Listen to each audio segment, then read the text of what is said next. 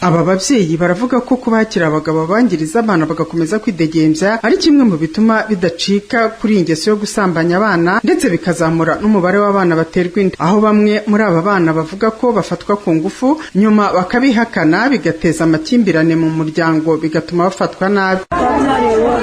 Igihe bagutoteza ukumva n'ubwo wavuga ukumva nyine uhoze utishimye no mu bandi ugahora uratekereza aco baduhaga ubukozi bwakuzirika kwabaga n'igihe umahamagara akakubwira ati twabonanye n'abandi abyefite imyaka 17 mwana ugiye ku myaka 3 njye natonda mbega nyine hari umuhungu nyine waragiraga hafi yo mu rugo agiye nk'umuge gushikira y'amata ubwo mfatira ako kanya kantere ukungu nyine yase turukaragenda ubwo rero mu rugo bimenyeye vya abdomen wagize mu ruhari ruce ku mwana yatwarinze kiye mu gushikana ntago umwana umusaza abana vya rushikana mere wawe bitera nayo ngo nagukunde umubyeyi twabanaga yangurishije ku muntu w'umugabo ubwo arangije aransambanya nyina nterera uwo munsi umwe yansambanyije arangije aragenda nakoraga indi maze gukura baranyirukana bamaze kunyirukana ndataha mu miryango nayo iranyanga mfite nayanda nta naho mbarizwa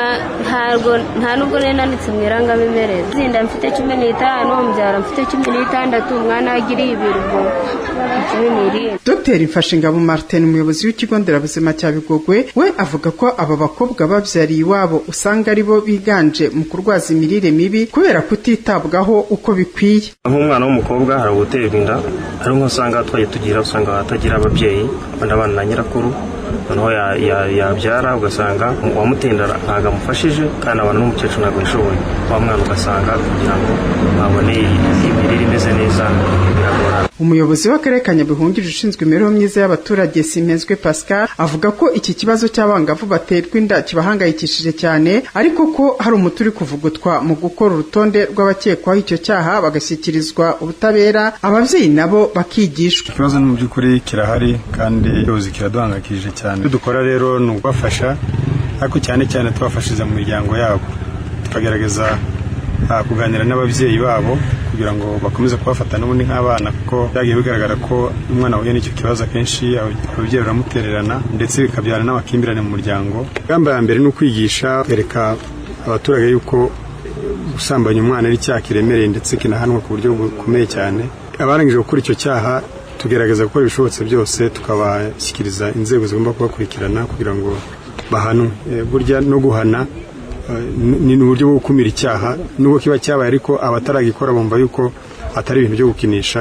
Dufite muri RIB dufite kesi zigera kuri 17 z'abana batanze ibirego batanga n'ibimenyetso bigaragaza yuko abagabo runaka aribo babahohoteye bakabatera inda. Ubu mu karere ka Nyabihu umwaka 2019 140 nibo bamaze kubarerwa imyirondoro yuzuye mu gihe abamaze gukorerwa dosiye bashyikirijwe ubugenzacyaha ari 58 kaba ari bo nyirabayazana ku makimbirane yo mu muryango kuko 80% ari bo banateza amakimbirane kandi akaba ari nabo batera inda abana b'abakobwa bikazamura n'ikibazo cy'igwingira muri aka karere. Emilienne Kayitesi, Isango Star.